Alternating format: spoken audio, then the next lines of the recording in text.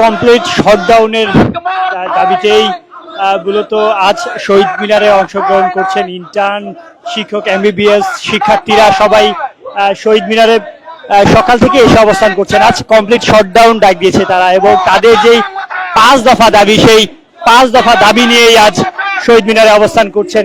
প্রিয় দর্শক, শহীদ মিনার থেকে সরাসরি যুক্ত রয়েছে আমি নাজমুল ইসলাম। আপনাদের দেখানোর চেষ্টা করছি আজ ইন্টার্ন চিকিৎসক এবং একই সাথে এখানে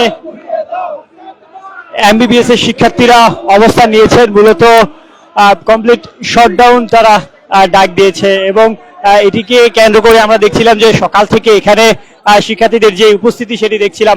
আপনার কাছে জানতে চাবো কেন দাঁড়িয়েছেন আপনারা?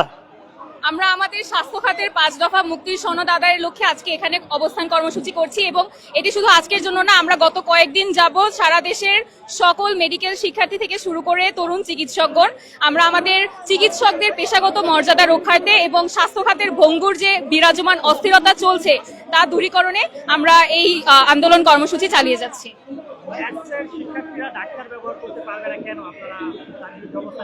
এর উত্তর তো আমি মনে করি আপনাদের কাছে আছে, সাধারণ জনগণের কাছে আছে।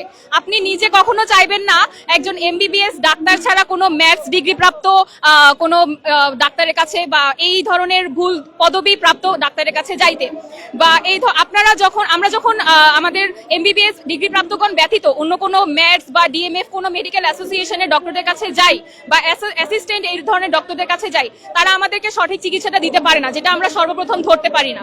কিন্তু যখন পরবর্তীতে আমাদেরকে তারা এমন একটা পরিস্থিতিতে নিয়ে যায় যখন আর এমবিবিএস ডাক্তার ছাড়া এই সমস্যা নিরসনের অধিকার বা কোনো ধরনের রাইট আর অন্য কারো হাতে থাকে না, যখন তারা আমাদের এমবিবিএস এর কাছে আসে তখন তারা এমন এক অবস্থায় আসে আমরা তখন তাদেরকে আর অন্য কোনো উন্নীতকরণের অবস্থায় থাকি। কোনো ধরনের দুর্ঘটনা ঘটলে সেটা ডাক্তার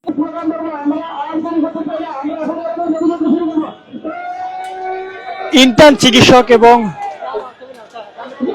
মূলত এখানে যারা রয়েছেন আজ তারা ম্যাথসের শিক্ষার্থীরা ডাক্তার ব্যবহার করতে পারবেন না এমন প্রতিবাদ করছেন। মূলত তারা দাবি করছে যে যারা পল্লী চিকিৎসক রয়েছেন তারাও নিজেদের ডাক্তার দাবি করে নানা রকম ভুল চিকিৎসা দেয়, এবং তার বদনাম হিসেবে তাদের ঘাড়ে এসে পড়ে, যে সেক্ষেত্রে তাদের সমাজে বিচরণ করার একটি সম্মান নষ্ট হয়, এবং সেই জন্যই আজ তারা